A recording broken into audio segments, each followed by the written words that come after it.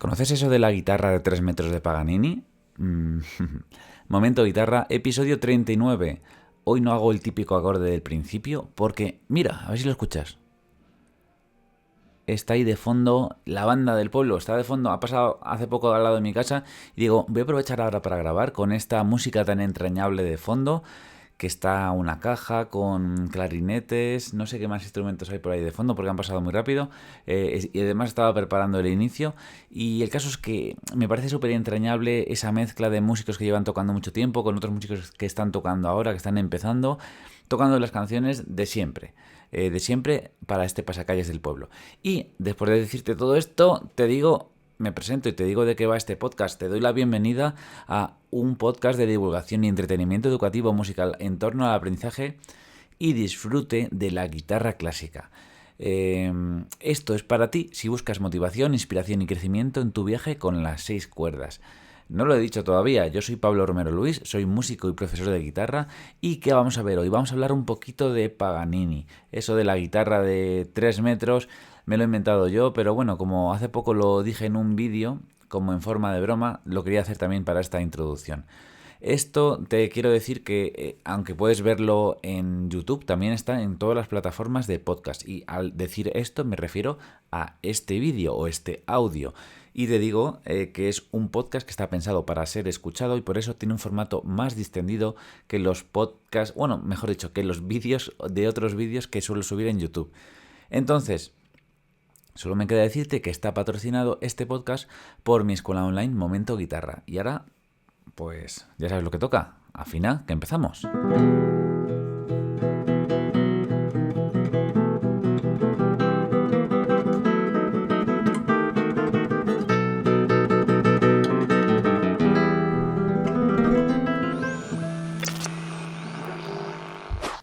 Bueno, pues a lo mejor sabes tú más que yo sobre Paganini. Es posible.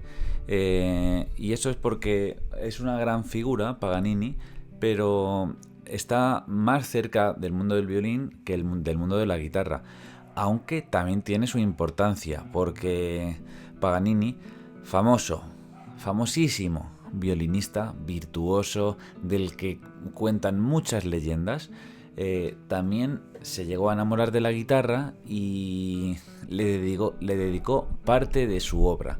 Y no una parte pequeña, pero sí una parte mucho menos conocida que la del violín. Y también, quizás diría, más criticada, porque la parte del violín, y voy a cerrar la ventana, la parte del violín, como está llena de virtuosismo, llena de fuegos artificiales por todas partes, pues fue muy bien recibida por el público.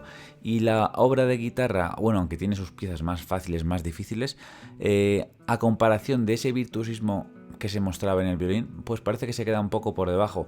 Y por eso, a veces he oído alguna crítica, he leído, mejor dicho, alguna crítica hacia él y hacia esto.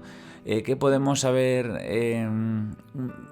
¿Qué necesitamos, mejor dicho, saber de Paganini, ¿no?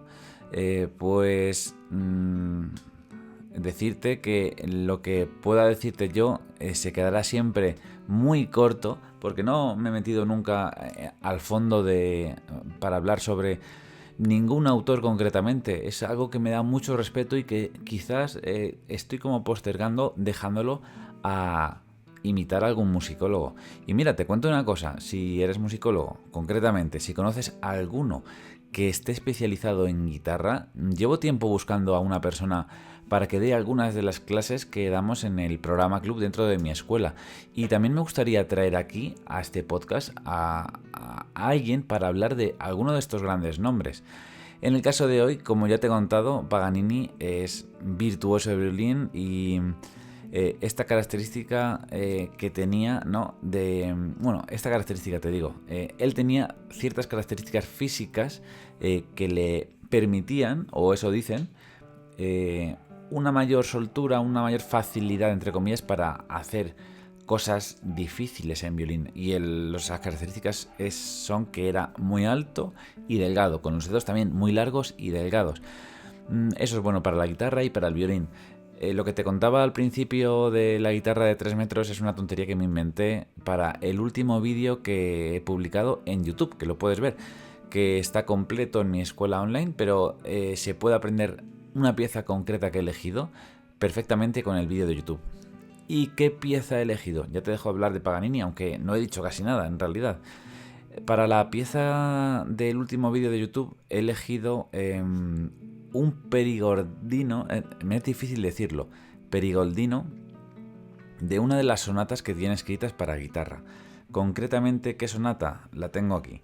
La sonata 37... Bueno, espérate, tengo aquí una duda. Ah, no, sí.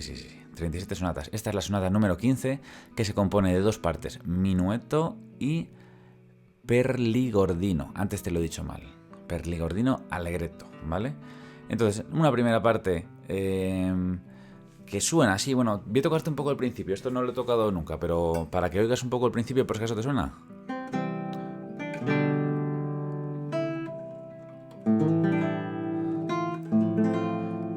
Qué curioso acordes.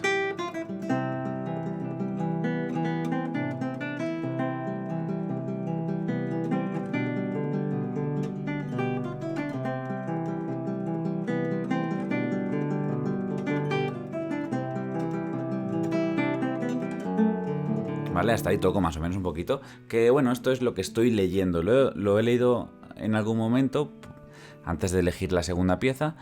Pero para que escuches un poco el principio, lo que viene predeciendo al perligordino, que es así.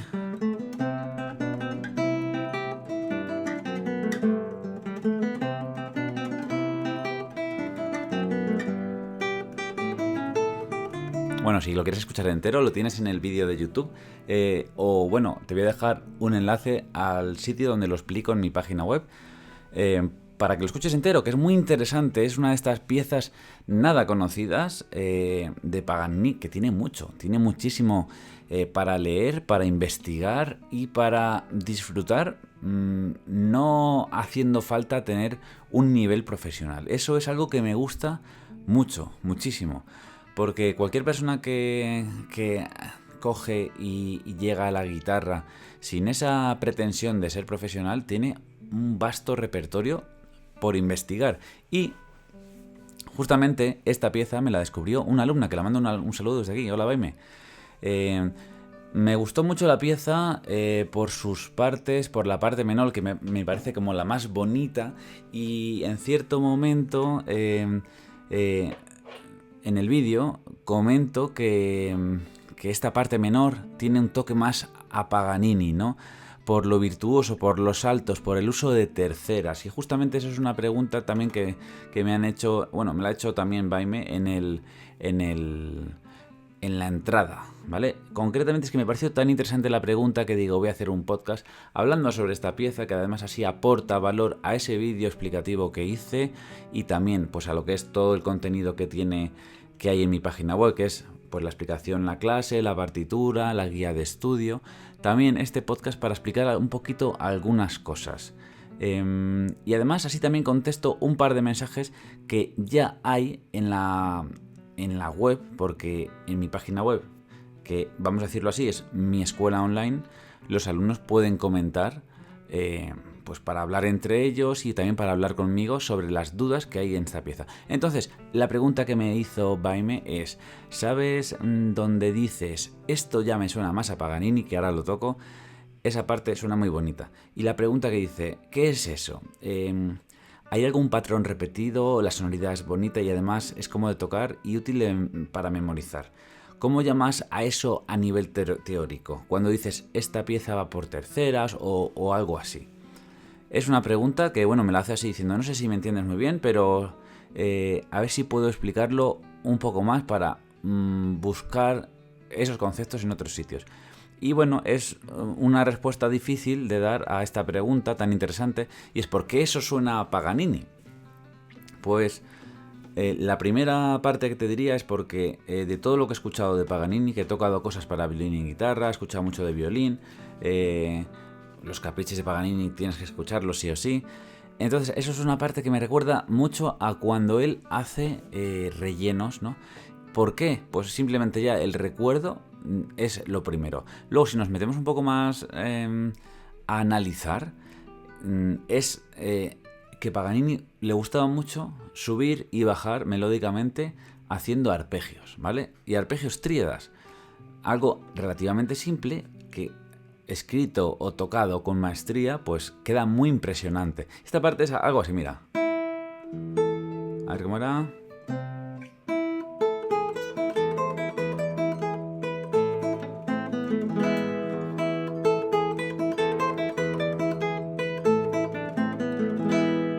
¿Vale? Esta parte como me pareció tan bonita, digo, mira, esto me recuerda un poquito ya mucho más a Paganini, no el Paganini que se escucha en otras piezas de violín.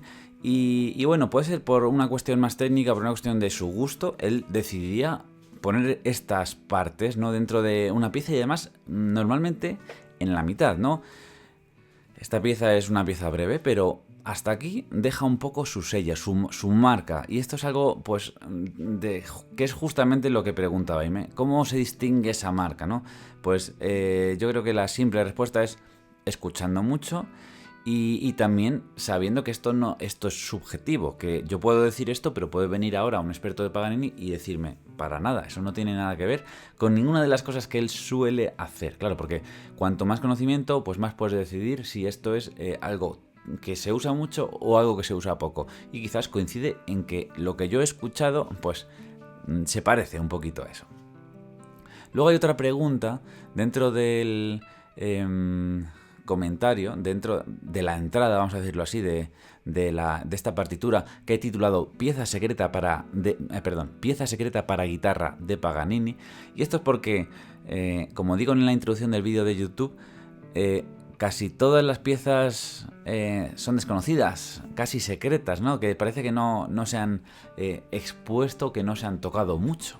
Entonces por eso digo, pieza secreta de Paganini, para que llame un poquito más la atención y que llegues a ella. Y Óscar hacía una pregunta que me parece muy interesante y dice, me has dejado descolocado con lo de negra con puntillo a 60. Porque, bueno, esto es una referencia a la velocidad que hay que poner en el metrónomo. Normalmente estamos acostumbrados a que la negra sea negra a 60, negra a 40, negra a lo que sea, ¿no? Entonces yo en esta pieza le digo que una velocidad, ya no me acuerdo, que yo recomiendo, digo, no sé si es para estudio o para tocarla. En cierto momento digo, toca esto con negra a 60. Pero en lugar de decir con negra, ¿ves? Me ha salido ya automático. Digo con negra con puntillo. Y eso es simplemente porque la pieza está escrita en un compás ternario, que es 6x8. Y bueno, si no entiendes mucho de teoría musical, esto que estoy diciendo ahora te parecerá un poco extraño. Pero esto es la explicación. Cuando ponemos el metrónomo tenemos que poner la velocidad, una de las velocidades que nos hagan entender el compás que está escrito. Por ejemplo, en un 3x4, que te lo voy a decir así, son 3 negras. Si pones negra igual a 60, pues te va a ir marcando las negras, ¿vale? Pero ¿qué pasa en un 6x8? Que en lugar de 3 negras, que también puede ser, hay 2 negras con puntillo. Entonces por eso elijo la negra con puntillo como la seña de velocidad. También dice, eso sería como la negra a 40. Correcto, porque si hacemos el cálculo, 60 la negra con puntillo sería como 20 la corchea y la negra, como son 2 corcheas, es igual a 40. Esto que te estoy diciendo te parecerá un poco chino si no entiendes de teoría musical, pero me gusta que esté aquí explicada la teoría, digo la teoría y la respuesta, porque a lo mejor ahora no lo entiendes, pero mira, te pica la curiosidad de qué es eso de la negra, del 3x4, de este vocabulario que en el fondo es teoría musical, y te pones un poco con ello. Sobre todo si eres alumno de mi escuela y todavía no has hecho los cursos de teoría, ¿vale? Entonces, la respuesta a lo de me has dejado descolocado con la negra a 60, eso sería como 40. Es, ¿ok? ¿Estás de acuerdo? O sea, ¿es correcto? Para estudiarlo, sigue poniéndotelo a 60, porque puedes ponerlo a 40 y hacer los cálculos, pero va a ser mucho más natural tocar con el metrónomo a 60, ¿vale? Y mira, esto es un podcast sobre una de las piezas que hice hace poco en YouTube para eso, para añadir un poco más de valor, que me ha parecido interesante y además también se responden a algunas de las preguntas que han salido al principio, porque simplemente han pasado, me parece que 6 o 7 días desde que se publicó, el domingo pasado, así que menos incluso. Entonces, lo siguiente que tengo puesto aquí, te lo digo después de que suene esto.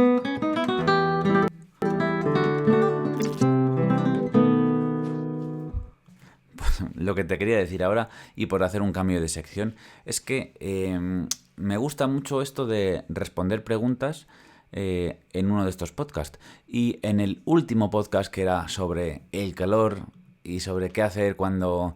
Cómo practicar guitarra cuando hace mucho calor, hubo muchos comentarios en el vídeo de YouTube, incluso hubo comentarios en iVoox, que también los leo, algunos los contesto. Y te quería decir que si tienes alguna duda sobre... Y te digo el tema del siguiente podcast. El mundo de los acordes, este es un buen lugar para preguntarla. ¿Por qué? Porque estoy haciendo ahora mismo el curso de acordes 2 de mi escuela online y yo creo que voy a aprovechar esa publicación del curso para también hablar un poco de este mundo de los acordes y qué podemos hacer cuando ya sabemos lo básico que son pues las posiciones al aire o posiciones abiertas, como quieres decirlo. Y hemos practicado ya unas cuantas canciones con los cambios, sabemos mayores y menores, incluso poner un poquito la cejilla, ¿no? ¿Cuáles son esos siguientes pasos? Porque hay un montón de pasos. Así que, como te digo, este es un sitio ideal para preguntarlo. Ya se ha quedado muy, muy, muy al fondo esa música de fondo, que era la banda que estaba pasando aquí del pueblo donde estoy viviendo yo. Y nada, me gustaría que hubieran pasado otra vez para cerrar este podcast, pero lo tendré que cerrar con el sonido que normalmente tenemos de fondo. Y además con la frase que suelo decir, que casi ya me la sé de memoria. Y es, toca mucho y equivócate. Sigue tocando y comete errores. Continúa y empieza de cero si es necesario, porque lo importante, lo bonito, es el camino que recorres.